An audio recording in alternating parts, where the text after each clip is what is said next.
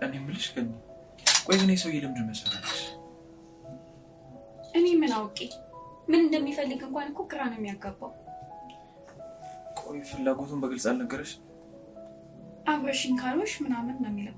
እኔ ደግሞ ጠልቼው ልሞት። እሺ ታዲያ መማር ነው የስራ መስራት ነው የምትፈልጊው?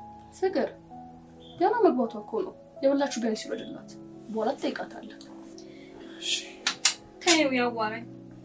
እንደውም የወንድሜ ወሬ በጣም ናፍቆኛል። አግብቶ ሸመጠጠኝ እንጂ ሁሉም ሰው እኮ ካገባ በኋላ እንደዛ ነው መሆን ያለበት። አንቺም እኮ ስታገቢ ወደ ባልሽ ነው የምትሄጂው። እንደ ባሉ ነው የሚወሰነው።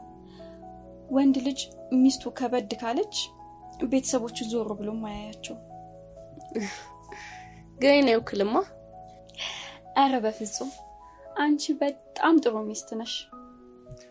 አመሰግናለሁ እኔ። ምንም አይደል። ቡናው አልደረሰም እንዴ? ደርሷል ገንዬ።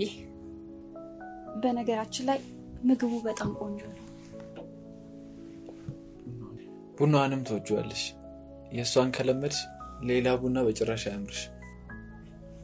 እንዴ የማይስ ይሄ ይበልጣል እያልኩሽ። ከእናተ ቡና የእናቴ መሆን አለመሆኑ እኮ አይደለም። እኔ እውነቱን የነገርኩሽ። ውሸትህንም ቢሆን የእናትን ማስበለጥ አለብህ። ግን አንዴ ማለት ልክ እንደ እናቴ ናት። ከወለደችኝ እናቴ ምንም አትለይም ለኔ። አይ ጥሩ ነው።